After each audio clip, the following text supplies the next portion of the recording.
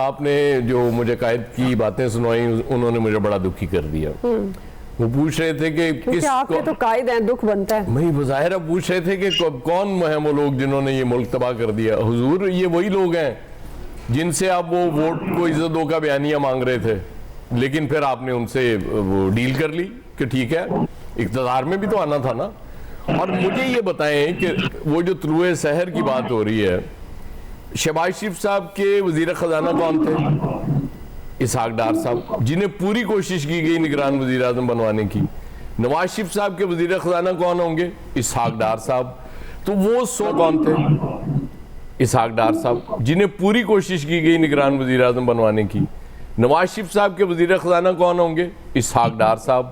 تو وہ 16 ماہ میں وہ کیا ایسا مسئلہ تھا کہ چیزیں خراب. کلامی کی معذرت, اس وقت ہمیں امریکی صدر جو بائیڈن اس وقت جنرل اسمبلی سے خطاب کر رہے ہیں. جی, امریکی صدر جو بائیڈن جنرل اسمبلی سے خطاب کر رہے تھے, وہ آپ نے سنا. ایاز صاحب, آپ کو ظاہر ہے امریکی صدر نے آپ کی بات کو کاٹا, آپ کنٹینیو کیجئے گا. میرے نصیب دیکھیں کہ کہاں سے بات قائد کی کر رہا تھا اور آ کے کاٹ دی جو بائیڈن نے. جی, مطلب اس سے زیادہ اور امریکہ پہنچ گیا نا آج کی تاریخ میں. لیکن وہ امریکن ایکسنٹ میں اتنی انگریزی مجھے سنوا دی آپ نے, نہ مجھے اردو یاد رہی نہ پنجابی, میں سب کچھ بھول گیا ہوں. ہاں, میں بات کر رہا تھا اسحاق ڈار صاحب. انگریزی بول لو. It's a better idea, Mr. Amir Ilyas Rana. I would love to speak in English. Thank you. Thank you. اچھا, تو وہ میں اسحاق ڈار صاحب کی بات کر رہا تھا. نواز شریف صاحب تو اس سے آگے کچھ دیکھتے نہیں ہیں, ان کو ایمان کی حد تک یقین ہے اسحاق ڈار صاحب پہ کہ وہی ٹھیک کر سکتے ہیں چیزیں. بات یہ نہیں ہے کہ اس وقت نواز شریف آئے گا یا کوئی اور لیڈر آگے ٹھیک کرے گا. چیزیں اتنی خراب ہو چکی ہیں دعا, مطلب جس اکانومی کے قرض اتارنے کے لیے قرض لیا جا رہا ہو وہاں آپ کیسے امید کر سکتی ہیں؟ یہ بہت ڈراسٹک چینجز کی ضرورت ہوتی ہے وہاں. ہماری ایلیٹ بدقسمتی سے بالکل اس طرف نہیں آ رہی. انقلاب فرانس اس لیے آیا تھا کہ ان کی ایلیٹ نے ریزسٹ کیا تھا اپنی مراد چھوڑنے. برطانیہ اس لیے بچ گیا تھا کہ ان کی ایلیٹ کو سمجھ آ گئی تھی کہ اگر اصلاحات نہ کی گئیں, اپنی چیزیں ہم نے نہ چھوڑی تو برطانیہ میں بھی انقلاب آ جاتا. ہماری قوم کی بدقسمتی یہ ہے کہ اس کے اوپر جو لوگ بیٹھے ہوئے ہیں وہ سٹیٹس کو کہ اسی لیے حامی ہیں کیونکہ ان سب کو اپنا شیئر مل رہا ہے اس میں سے. ان کو یہ سمجھ نہیں آ رہی کہ یہ شیئر ایک دن ختم ہو جائے گا اور پھر اس کے بعد کسی کے ہاتھ کچھ نہیں آئے گا. تو جب تک اوپر سے یہ معاملہ نہیں شروع ہوگا, یہ باقی آپ بالکل ٹینشن نہ لیں, نواز شریف صاحب ہوں, زرداری صاحب ہوں, بلاول ہوں, کوئی اور ہو, یہ سب سیاسی اور انتخابی نعرے ہیں جو آپ نے خریدنے ہیں الٹیمیٹلی.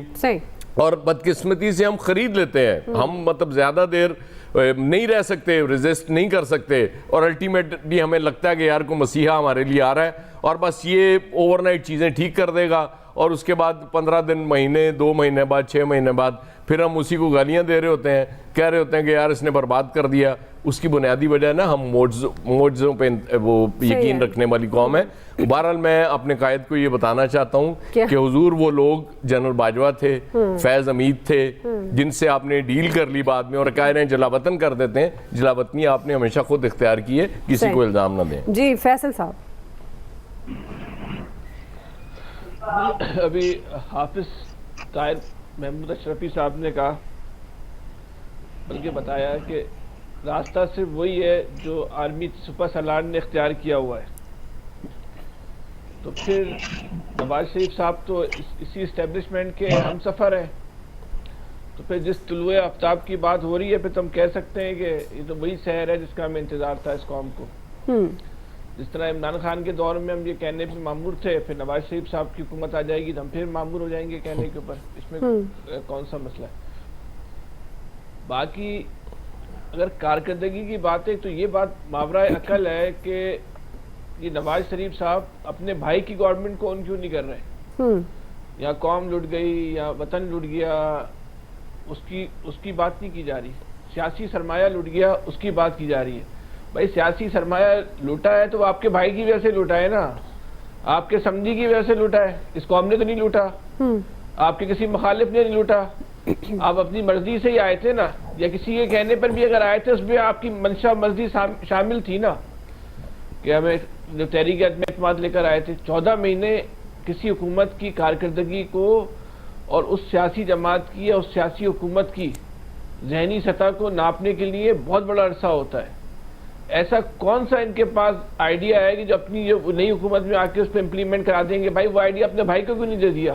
اور وہ ایک طاقتور حکومت تھی، اور اتنی طاقتور حکومت تھی کہ اس دور میں پاکستان کے آرمی چیف کا فیصلہ بھی جو ہے وہ لندن میں بیٹھ کے ہوا تھا، نواز شریف صاحب کی منظوری سے ہوا تھا. اور نواز شریف صاحب نے آرمی چیف موجودہ سپہ سالار کی منظوری نواز شریف صاحب نے لندن میں دی تھی. پاکستان کے وزیر اعظم نے بھی جا کے ان سے جو ہے مشورہ کیا تھا. تو اگر یہ حکومت میں آ جائیں گے جو ایاز صاحب کہہ رہے ہیں تو وہی وزیر خزانہ صاحب ہوں گے، باقی لوگ بھی جو ہے وہی ہوں گے، وہی دماغ ہوں گے، وہی صلاحیت ہوگی. تو ایسا کیا یہ کام کر لیں گے؟ بات اس میں ہو سکتا ہے کہ نواز شریف صاحب کی نیت خراب نہ ہو جی، لیکن وہ جو ایاز صاحب کہہ رہے ہیں نا کہ اسٹیٹس کو، یہ نظام، اس نظام سے تو آپ تبدیلی کا سوچنا، کوئی خواب دیکھنا کوئی حاصل نہیں ہے. تو نظام کو بدلنے کی بھی تو کوشش ہونی چاہیے. آنے والا دن یہ نظام مزید تباہ کرے گا ہم کو، آپ کو، اس معاشرے کو، اس سیاست کو، اس مملکت کو، اس ملک کو. اس نظام سے کوئی بہتری کی امید نہ رکھیں. صحیح ہے، نظام نے صرف تباہی مچانی ہے. ٹھیک ہے جی، نظام سے کی امید نہیں ہے لیکن نظام کو بدلنے کے لیے تو کوشش کرنی چاہیے. اور یہی وہ سورما ہیں، سیاستدان، حکمران، لیڈر جو نظام کو بدلنے کی باتیں کرتے ہیں لیکن جب نظام کے اندر آتے ہیں تو پھر اسی کا حصہ بن کر پھر جو عوام کا درد لے کر وہ اس نظام کو بدلنے کی باتیں کرتے ہیں، وہ پھر وہ درد بھی ان کو بھول جاتا ہے. بہرحال ایکسپرٹس کیا کہتے ہیں نواز شریف کے خطاب کے بعد کہ کیا وہ پاکستان کو ڈیفالٹ سے ان کی حکومت نے بچایا یا انہوں نے اپنی سیاست کو بچایا یا اتنی اہلیت ہے یا نہیں، یہ آپ نے جانا. بریک لیتے ہیں، بریک سے واپس آئیں گے. دوسرا سوال، کینیڈین پرائم منسٹر نے کہا ہے کہ کینیڈا میں سکھ رہنما کے قتل میں بھارت ملوث ہے. ہم سوال یہ کریں گے کیا بھارت کے مکروہ چہرے سے لبادہ اترنے کو ہے؟ رائے لیں گے بریک کے بعد. ناظرین، بھارت کا بھیانک چہرہ دنیا کے سامنے آ رہا ہے. مودی کا بھارت مافیا ریاست بن گیا. بھارت نے بطور ریاستی پالیسی پہلے بھی مقبوضہ کشمیر اور اپنے ملک میں موجود اقلیتوں کی زندگی اجیرن بنائی ہوئی تھی، لیکن دنیا کے سامنے لبرلزم، سیکولرزم اور روشن خیالی کا جھوٹا لبادہ اوڑھ رکھا تھا. پاکستان دنیا کو بھارت کا مکروہ چہرہ دکھانے کی کوشش کرتا رہا لیکن دنیا کی آنکھوں پر بھی پٹی بندھی رہی اور اسی وجہ سے بھارت کو اور شے ملی اور نتیجہ یہ نکلا کہ بھارت کے مظالم دوسرے ممالک میں موجود اقلیتوں تک پہنچ گئے. اس کا ثبوت Canadian prime minister Justin Trudeau نے یہ بتایا کہ 18 جون کو سکھ رہنما ہردیپ سنگھ کو کینیڈا میں گولیاں مار کر ہلاک کرنے والا کوئی اور نہیں بلکہ خود بھارت تھا. اسی وجہ سے G20 کے اجلاس کے دوران کینیڈا کے پرائم منسٹر اور بھارتی وزیر اعظم مودی کے درمیان بدمزگی بھی ہوئی تھی کیونکہ کینیڈین پرائم منسٹر نے سخت احتجاج کیا تھا. کینیڈا نے بھارت کے ایک سینئر سفارتکار کو ملک سے نکال دیا ہے جو ملک میں بھارتی انٹیلیجنس ایجنسی کا سربراہ تھا. بھارت نے جواباً کینیڈا کے ایک سینئر سفارتکار کو 5 روز کے اندر ملک چھوڑنے کا نوٹس دیا ہے اور اس کے ساتھ ہی ملک بدر کر دیا. لیکن جو اہم بات ہے وہ یہ ہے کہ بھارت کی ریاستی دہشت گردی کے خلاف برطانیہ، آسٹریلیا اور امریکہ سے بھی آوازیں اٹھ رہی ہیں. یعنی عالمی برادری اب بھارت کے کالے کرتوت کا نوٹس لے رہی ہے.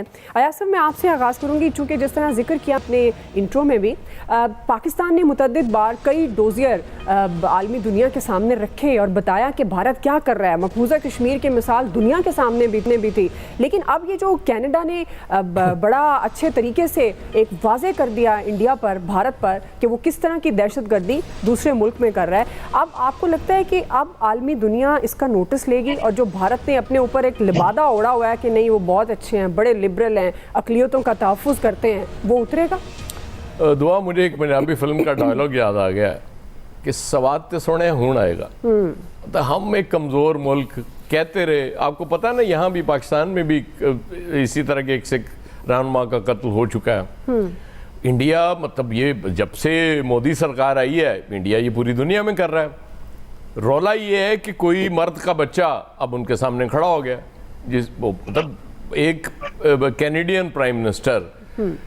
مجھے لگ رہا تھا کہ شاید وہاں پہ اس کے خلاف بہت کوئی کیمپین نہ شروع ہو جائے جسٹن ٹروڈو کے خلاف کیونکہ وہ تاثر یہ دیا جا رہا تھا کہ جی وہ شاید کوئی ذاتی ان کی ناپسند ہوگی، نریندر مودی ان کو ذاتی طور پہ پسند نہیں ہے اس لیے وہ ان سے سرد مہری کا مظاہرہ کر رہے ہیں. اور پھر جیسے جاتے ہی انہوں نے وہ ٹریڈ مشن آنا تھا وہ ٹاکس روک دیں اور زیادہ وہ اس میں ہوا. لیکن فائنلی انہوں نے اپنی پارلیمنٹ کو یہ بتا دیا کہ ہمیں یہ چیزیں ہماری انٹیلیجنس نے بتا دیا ہے کہ اس میں بھارت ملوث ہو سکتا ہے دیکھیں یہ ڈپلومیٹک ثبوت ہے ان لینگویج کے پاس یہ قابل ڈپلومیٹک اعتماد۔ لینگویج ہوتی ہے نا، وہ یقیناً یہ کہنا چاہ رہے ہوں گے کہ جی بھارت اس میں ملوث ہے.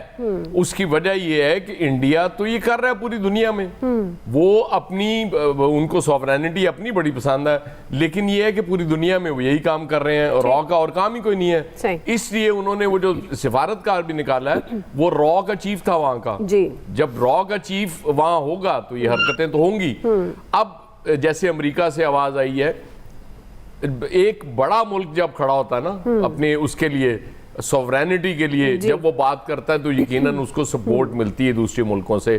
اس لیے اب دیکھتی جائیں، کیونکہ کینیڈا تو کینیڈین پرائم منسٹر تو کھڑا ہے اب اس کے سامنے کہ وہ تو برداشت نہیں کر رہا. اب آہستہ آہستہ لوگوں کو سمجھ آئے گی، اور میرے خیال میں پاکستان کا رول بڑا امپورٹنٹ ہو جاتا ہے اس اسٹیج پہ. جی ایک تو تھوڑی ڈپلومسی، اور دوسرا یہ ہے کہ کینیڈا جب انڈیا کے ساتھ ٹریڈ کہ وہ ان کے تعلقات خراب ہوں گے تو پاکستان کو اس سے فائدہ اٹھانا ہے.